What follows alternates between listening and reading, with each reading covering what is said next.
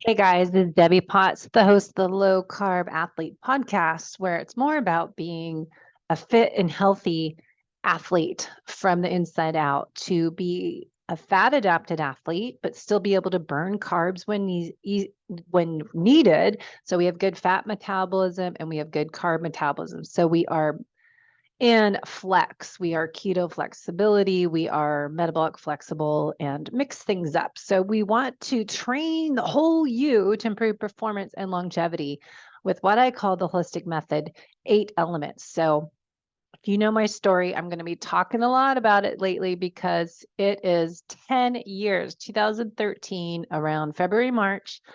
I went from a high performing, high charging athlete being super strong, fast, strong, powerful, whatever you want to call it, in my sport, Ironman triathlons, half Ironmans, marathons, trail running 50Ks. I fell apart 10 years ago. And my mission now is to focus on this podcast to share tips and tricks for you to avoid going through what happened to me.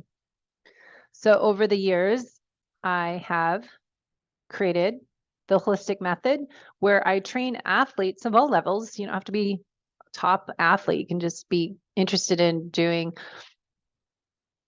races to be fit and healthy, which is part of the challenge. How do you be fit and healthy and train for races? Because I see people training wrong, high heart rates, and not eating the right carb timing, and they're eating too much sugar.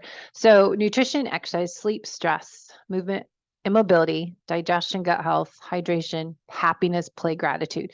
These are 8 elements that all impact the other. So it's like a spoke on your wheel. If it's broken, we have this domino effect. All areas are impacted and we are out of balance, out of alignment. So we want to work on these habits to improve the whole you for fat loss, performance, and longevity. So what happened to me 10 years ago, I wrote my book, 2015, published a book, and I'm finally just speaking about it last year since I closed my fitness studio in 2019. So 2020, I started focusing full time on being an FDN practitioner, tying that into my nutritional therapy practitioner background and my previous life being a personal trainer and a coach. I trained people for Ironmans, triathlons, marathons, cycling events. So putting this all together into what I call the holistic method health detective coaching program. So I coach people with an assessment, what they're doing now, accelerator program. Then I have a health investigation program where I do functional lab testings and putting all the pieces of the puzzle together so we figure out how they can perform best in life now and their future self. And then I have what I focus on mostly is doing a 6-month or longer comprehensive journey that we're doing all this together for VIP program. So nutritional therapy assessment, individualized coaching, looking at genetics, functional lab tests, more. So that's kind of what I'm doing. So you can ask me for a discovery call if you want to learn more. But all this information I keep showing on the slides on the YouTube channel are on my website. So have to head to debbiepotts.net, get a free ebook. There's a whole bunch I've put together over the years. So all the slides I make for conferences and for webinars, I put them into ebook. So let's talk today about low carb athlete research. So it's not about zero carbs, it's about carb timing and eating nutrient dense whole foods. Strategic carbohydrates are important if you are doing more anaerobic, higher intensity workouts. And if we're doing a lower maffetone max aerobic function heart rate, or people call it now zone 2, that's where you're burning fat if you're a fat adapted athlete. So what fuel to use based on your intensity is important. And then when to fast or not fast. So this is kind of part 2 of what I've been talking about, looking at how chronic stress impacts the whole you. So as I go into my 10-year anniversary, looking at how my living life as a race and doing too much of everything, burning the candle at both ends, impacted my performance, my ability to burn fat. I gained 30 pounds in 3 months. I went from being best of my shape in Ironman Hawaii to falling apart a few months later and remember being at Coeur d'Alene Ironman in June 2013. And I was like, what happened? I gained all this weight. I was embarrassed to see anybody. I didn't want to talk to people. I wanted to go in hiding. And I was just felt like everyone was looking at me like, what does she do? Because people would think I'm just a fat log in my head. So I thought people would just look at me like that, but really chronic stress impacts all efforts. So if you are eating low carb, fasting and exercising a lot, you can still create damage to your body as I did. I was doing low carb, high fat starting back in 2005. I started doing low heart rate training, metabolic efficiency testing, all of it.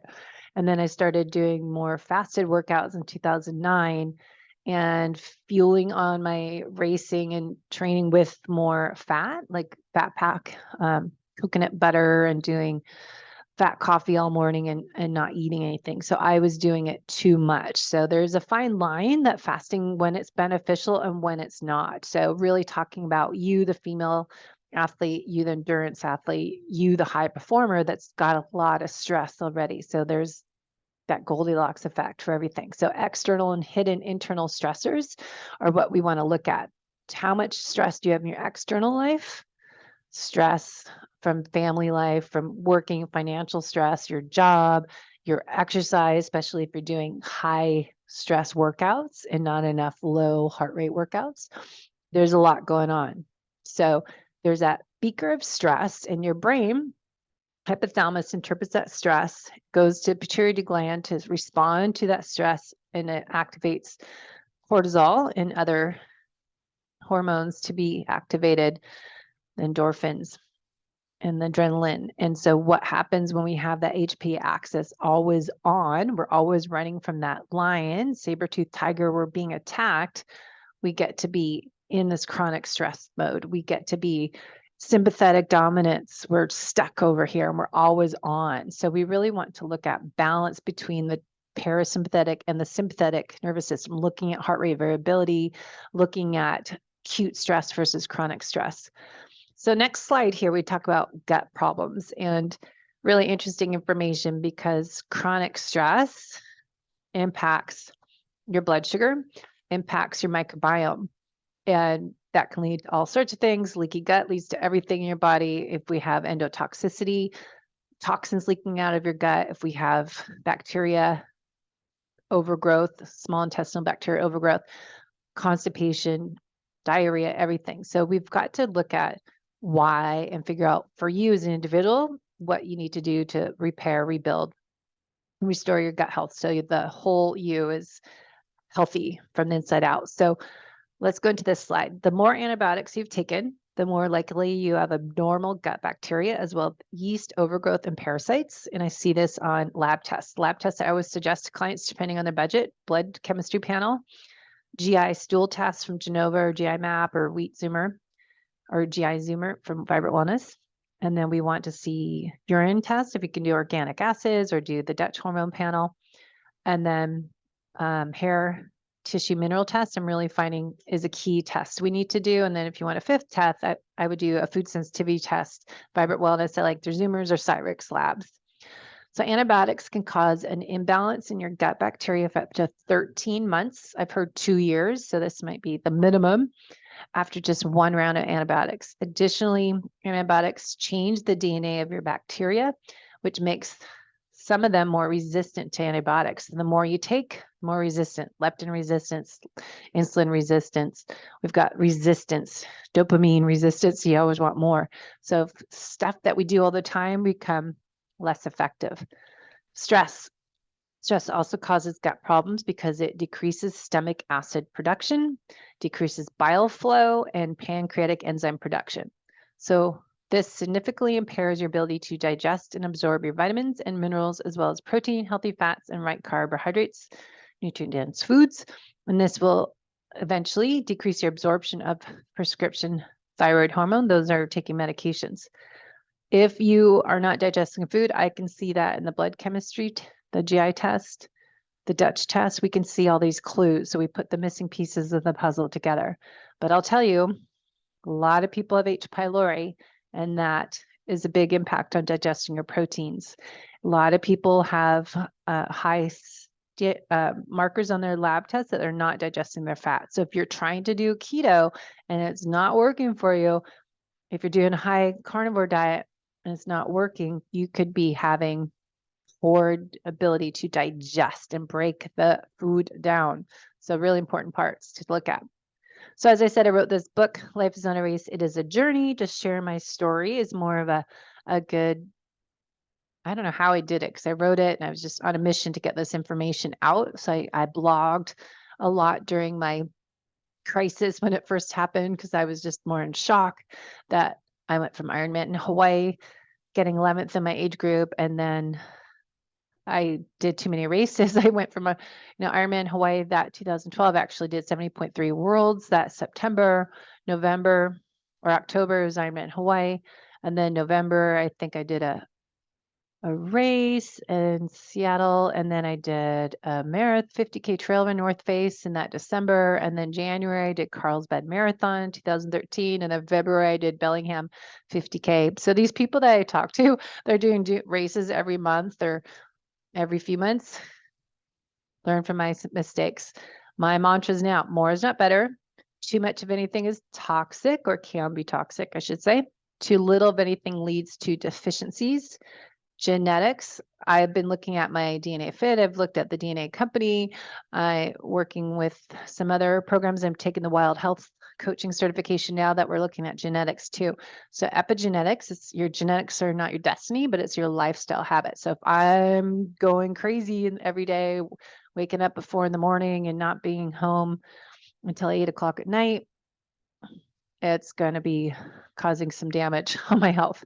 Metabolic chaos. We talk about that in metabolic chaos in our FDN practitioner program. Domino effect. One thing's broken, just everything becomes unraveled. So we want to resolve our health by looking at the whole picture because it's never one thing. It's not just fixing your stress. It's everything. So chronic anything doesn't lead to positive ending. Chronic fatigue, adrenal fatigue, HPA axis dysfunction, mitochondria, gut health, everything. So, as I said, learn from my experience.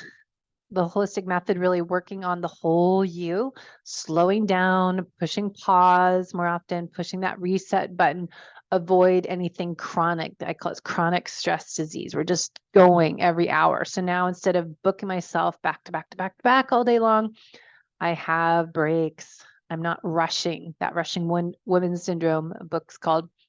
So too much of fasting caused me problems. Too much of not eating enough carbohydrates or really not eating enough food. I didn't probably need a lot of carbs because I wasn't doing a lot of high heart rate when I was training for Ironman of 50K races. I was higher fat protein, but I don't think I was eating much protein, and I was doing OMAD for recently, and that backfired. I think not getting enough nutrients. So we want to look at what does your life look like? What is your workout schedule? What's your race schedule? And then figure out that food. The other thing now I learned now more recently is the menstrual cycle, that luteal phase, days 20, 28. Our body for females needs more carbohydrates, but nutrient dense, like sweet potatoes and having maybe some cauliflower rice and having a little bit more carbohydrates that are more of those safe starches. So that could be like 150 grams of carbs a day versus 100 grams. It's not binging on and things. So external and hidden internal stressors. We will look at the hidden internal stressors. Hidden stands for hormone imbalance, immune dysfunction, digestion issues, detoxification issues, energy systems, and nervous system. So we want to work on identifying all those hidden internal sources of chronic stress that are impacting your ability to feel your best, perform your best in life and sports, and just live your best life every day. So it's experimenting. I was doing a lot of changes. I was doing everything right, I thought, for years, but I had myself broken and burned out by 2013. Continued trying to race. I wanted to get back to Ironman 2013. I had Ironman Canada scheduled. I was trying to do Ironman Hawaii again. I wanted to get a 10:15 in Ironman. So I had goals. I wanted to get back. I was really ambitious, very high performer, intense person back then. And I tried to do, I think, Hanu half Ironman 2015. I got in a bike crash a few weeks before the race, had cast on my, what was that? My hand broken. So I was in a cast, and I just everything happens for a reason. And I feel like that's my purpose now, to help you not go through this, because I still have issues. Hair mineral, tissue mineral test we went over in a previous podcast with Barton, and I have calcium shell. And so it might be part of the reason why I can't get the nutrients into my cells. My joints are always inflamed. My hips are sitting tight, and I just can't get my run up and get power. And so my muscles just shut off. So anyways, blah, blah, blah. I have a lot of problems because I just couldn't figure out what was wrong with me. And a lot of doctors never really helped me because they didn't look at the whole picture. They didn't do multiple labs at once. And I take ownership. I was not changing my lifestyle. I did not try to slow down and adjust my fasting and eat more throughout the day and getting my protein and prioritizing sleep. I didn't do any of this self-care as much as I should to make a difference in my health until I moved. Thanks for COVID pandemic. I could remove myself from my previous life and start a new one. And not everyone can do that. But now I'm in San Diego, North San Diego, living 12 miles from the beach in Solana Beach, and I'm up on a hilltop, and I have nature around me, and I have time to go outside and get fresh air and sunshine.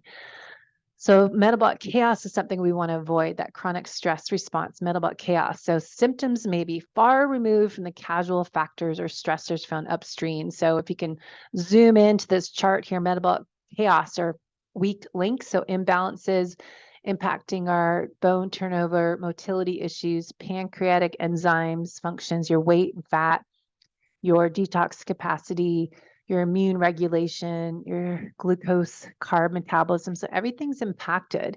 So we want to not just work on one supplement for this. We want to work on the whole person. So really looking at, what did I change? What was I doing I thought was right?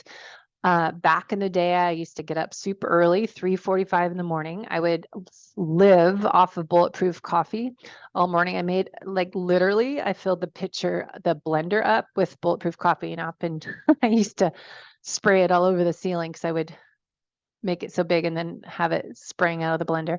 But I'd drive to my fitness studio that I own, check emails before clients came in. I had clients coming in at 5:15 in the morning. I worked straight to about 11:30. Then I drove down a mile down the road to go to my athletic club, Bellevue Club, went for master swimming.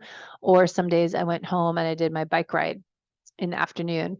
And then I'd go back to work around 1:30 or on computer work, or 4 o'clock for personal training clients, and work until 7 p.m. And then some nights I do yoga after work. And depending on the day, I was done at 7 o'clock. Home 7:30, eat something, go to bed, 9 o'clock. I was exhausted. Now I go to bed at 8.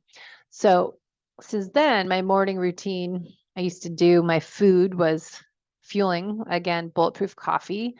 I wouldn't eat lunch until the afternoon. So I would just all morning be fueled off of butter and MCT oil in my coffee. I might have a lunch or a bar after clients. I was low carb, high fat. I wasn't prioritizing protein back then as I do now. I did metabolic efficiency testing on people and myself, so I knew how to train at where I burn the most fat. So I was very metabolically efficient, but as I said, I wasn't eating enough calories, so that low energy availability. I had metabolic flexibility, so I was a good fat burner, but able to switch carbs in speed workouts.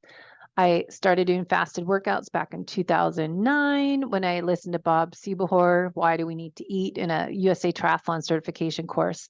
Started to open my eyes of, well, if I need fat, well, I started doing this back in 2001 when I even started doing cycling for Seattle Portland bike ride. I started going, okay, I'm eating banana, having a bagel. I'd go work out, train for this bike ride. And I started realizing, okay, how am I supposed to burn fat and lose weight if I'm eating? So I stopped eating, started that in 2001, and then started getting to eating more fat when that started back, I don't know, 2005, 2007. I don't even know when bulletproof coffee started, Dave Asprey stuff. But anyways, fast forward over the years, somewhere along the way, I started getting a little too obsessed with it, doing too much. So now, I wrote this a few years ago, this is pre-COVID, but I was doing OMAD, This is pre-COVID intermittent fasting. I was doing black coffee and water until breakfast, which I need cream. I can't do black coffee. I would wait at home and I would eat when I got home. So then I was eating even less because I would not eat until 4 o'clock when I was done clients, depending on the day of the week. I was strict about not eating after 6 p.m. or 7 p.m., 3 hours before bed. So then I wasn't eating in the evening. So I really ate like at 4 o'clock in the afternoon and I had one meal. So I was exercising. I was doing strength training in the mornings. When I closed my fitness studio, October 2019, I wasn't having to go and teach classes anymore, train clients. Till later, I'd go train people at their homes in a local gym, but I didn't have to be on the strict schedule as a business owner. So I was going to the gym in the morning, lifting weights or doing a spin class. So anyways, I was eating even less. I was doing Nomad 2019, 2018, and just not eating enough. So it is finding that right balance. So nowadays I'm experimenting currently getting more protein in, getting that 20, 50 grams per meal. Problem is, like today I'm working at the Bay Club in the morning and I had lifted weights and did spin class and I have some calories in my coffee. I put some Laird's creamer, so I get some MCT oil and collagen protein from Bubs. And it tastes really good. So I haven't had time. I didn't bring any food until I can have a bar, had like the Laird's bar with mushroom adaptogens. So then I'm working and then I swim masters and then I'll have lunch about 2 o'clock and then trying to eat something more. So it's a challenge of not, when you're not at home, how to get enough protein. So I get myself in trouble there. So I have to plan ahead, bring some beef jerky, Paleo Valley beef sticks. So you want to adapt to stress.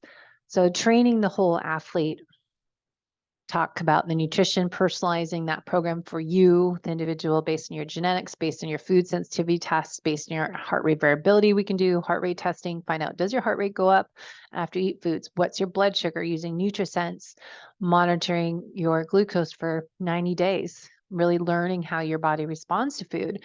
And then exercising. Are you doing too much high heart rate training? Are you doing HIIT training when appropriately, timing or fueling with that?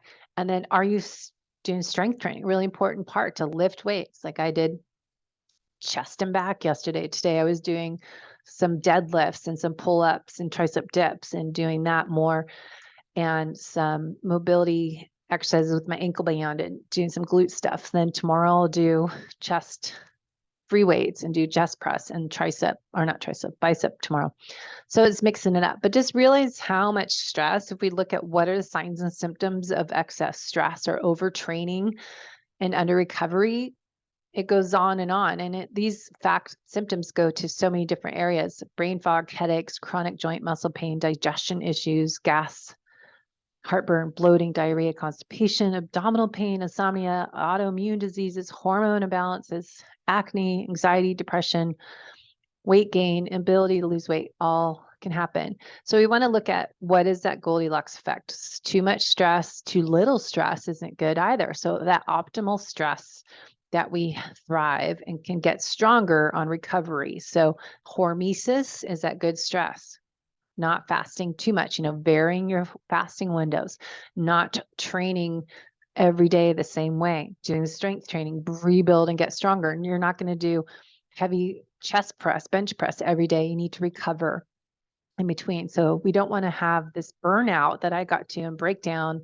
People get anxiety, panic attacks, anger issues, mood. So really looking at what we can do. So identifying if you want to take a moment today, write down, what are your chronic stressors? Refined sugars, a high glycemic diet, coffee, other stimulants, alcohol. Alcohol totally ruins your sleep. So if you're not sleeping well, stop drinking at night. So looking at what Huberman Labs podcast said on alcohol, something to listen to.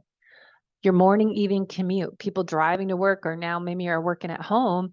You don't have to drive in traffic. That's a big stressor when you're in traffic. Emotional stress. I know I lost my dad this year. I know people who lost their spouses, lost grandparents. It's stressful. Or if you have marital issues, there's a lot of stress. Digestion, nutritional weaknesses, disease, infection. So a lot of this can impact your amount. So we want to look at hormesis as acute stress that's healthy for us we adapt and get stronger. But what if that is chronic, is what I'm saying. We all handle stress differently. You look at your genetics, I can see why I need a little more support of my stress hormone system. I need to take extra vitamin C. I need more B vitamins. I need more glutathione. I need to support my body a little bit more than other people do, because I broke down and burned out, but I know other people that can still thrive and race every year. I'm different. I'm more sensitive, fragile human being. So stress impacts your life, your emotions, your behavior, your thinking ability, physical health, performance, longevity, brain health, gut health, dysbiosis, leaky gut, autoimmune, hormone imbalance, insulin resistance, your ability to burn fat and lose weight. So a lot more in my slides. You can find all this information in my ebook on the website, debbiepotts.net. So think about what you should be doing now, eating nutrient-dense real foods and really focusing on fasting. Maybe 12 hours is good for you.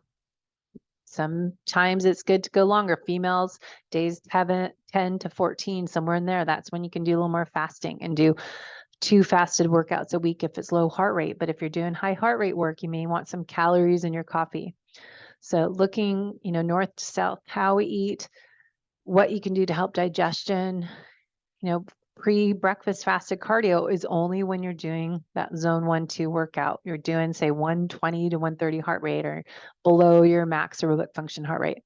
Helping digestion, helping your prebiotics and your probiotics in your diet, having the morning exposure, sunshine, getting vitamin D, getting some cold therapy in the morning, have a shower with 30-second cold blast, or just throw cold water in your face.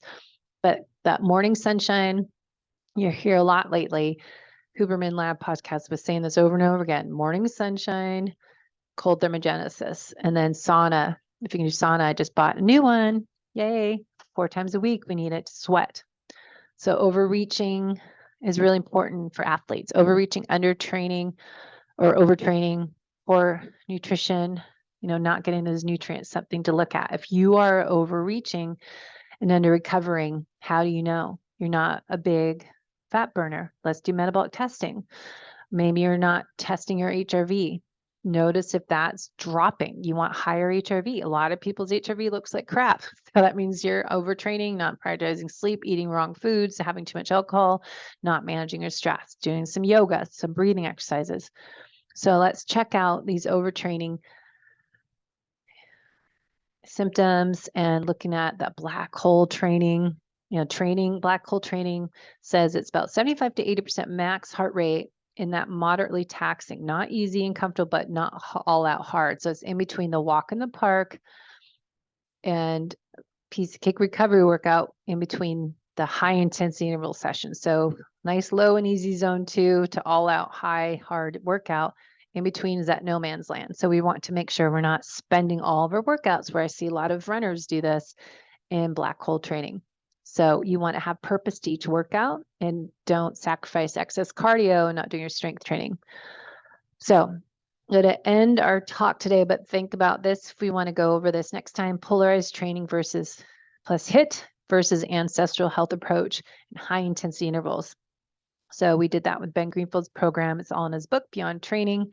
Looking at what chronic cardio is. Talk to Mark Sisson on his website and programs, 7 things that impair workout recovery. So chronic cardio, a lot of you are doing slow recovery from overtraining, and under recovery creates additional source of stress.